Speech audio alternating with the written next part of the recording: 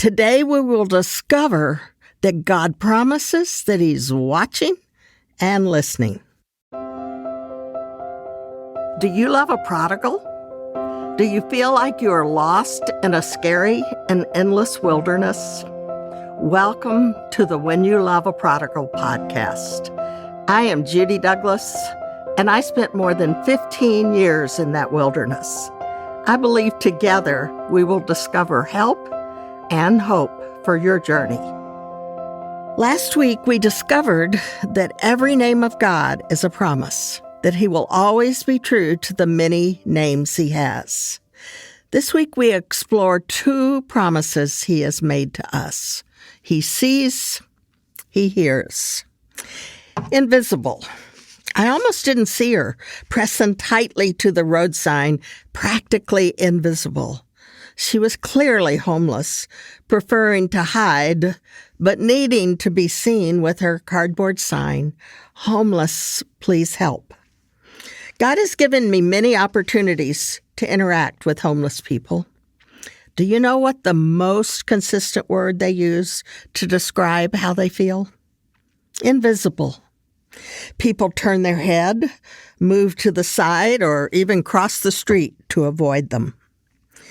Anything but seeing them, looking into their eyes, and speaking to them. Is that how you feel sometimes? Or even often? Invisible, unknown, unnoticed, at work or at school or in your church or in your neighborhood or even with your family. I am so grateful that our God has names that assure us that we are not invisible to Him. He sees and He hears. He sees what is happening with our prodigals and with us, and He hears their cries and our prayers. Be encouraged with these reminders of His attention to our needs and that God sees and hears. Sometimes we wonder where God is. Is He off taking care of wars in the Middle East or earthquakes in Haiti or droughts in Africa or floods in Asia? Is He attending to great political events or healing the multitudes with cancer or caring for all of those with COVID? Where is God? Does He even see me or this prodigal that I love and pray for? That's how Hagar must have felt. We read about her in the book of Genesis. A slave to barren Sarai, now pregnant with Abram's child, she was resented and abused by Sarai. So Hagar flees to the desert. There an angel of the Lord greets her and says, Go back to your mistress. Be assured that you will have a son who will be the father of multitudes. Hagar responds, You are the God who sees me. I have now seen El Roi, the one who sees me. That same God, though He shoulders all the cares of the world, cares for us and for those we love. He is El Roi, the God who sees. He sees our hearts for our prodigals, the pain that they cause us, the despair that overwhelms us, and the fear that grips us. And He sees our loved ones. He knows where they are, what they're doing, even though we may not.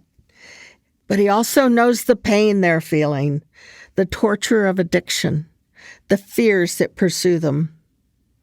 And He also sees the future He has for them. They run and hide, but God knows exactly where to find them and how to woo them home to Himself and to you who love Him. Though they are out of our sight, they are never out of God's sight. But He doesn't just see our God, He also hears. We pray and pray and pray. Our willingness to pray assumes that someone is listening.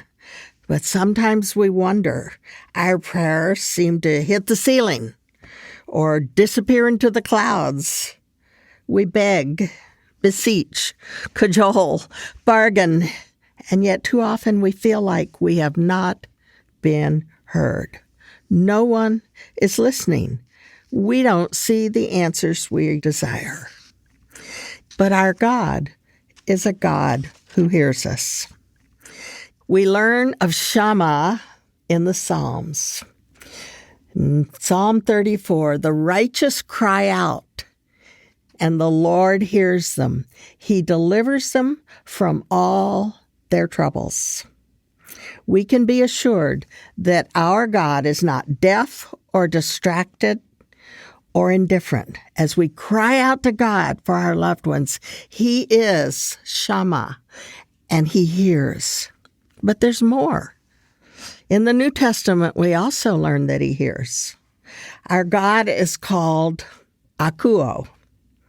I don't know a lot of Greek, Akuo. He is alert, tuned into us. He is listening, but He's also hearing. Sometimes we listen, but it goes right in and out. God, no, He's listening and hearing. And in 1 John, we get this assurance. This is the confidence we have in approaching God, that if we ask anything according to His will, He hears us. And if we know that He hears us, whatever we ask, we know that we have what we have asked of Him. This is present tense. Literally, it means that God is hearing us. He is always in the midst of hearing our prayers. And if you're like me, those prayers are frequent and often and just over and over sometimes. And God is listening. He's part of it. He's hearing what I am asking. It's a promise. Is it God's desire for those prodigals to come to Him? Oh, yes, we know it is. So we can come to Him with confidence that He hears our petitions, our cries, for something that He really wants to have happen. He longs for fellowship with those dear ones more than we do. And He is, in His perfect ways and times, lovingly drawing them to Himself. We are so blessed. Our God sees us and our loved ones. He sees it all. He listens for our voices. We can be assured that His eyes are on us and His ears are listening. That is a promise. Now, think for a minute. When have you experienced that God sees and hears? When have you had the sense that, okay, God's there. He's with me. He sees what's happening. He knows the terrible things my prodigal did. He knows how inadequate I feel. He sees it, and He hears my cries. When have you experienced that? Because when we are at the point where we feel invisible and we feel that we're not being heard, it's good to remember when we have been assured that we are visible to God and He's hearing us. And when you are praying, how does the promise that God is paying full attention to you help you? Think about that. God bless you. Thank you for joining me today on the When You Love a Prodigal podcast. If you enjoyed today's episode, please subscribe, rate, and review the show on Apple Podcasts or wherever you listen. Your review helps the show reach more people with the hope and encouragement of Jesus. Don't forget, take a look at the show notes.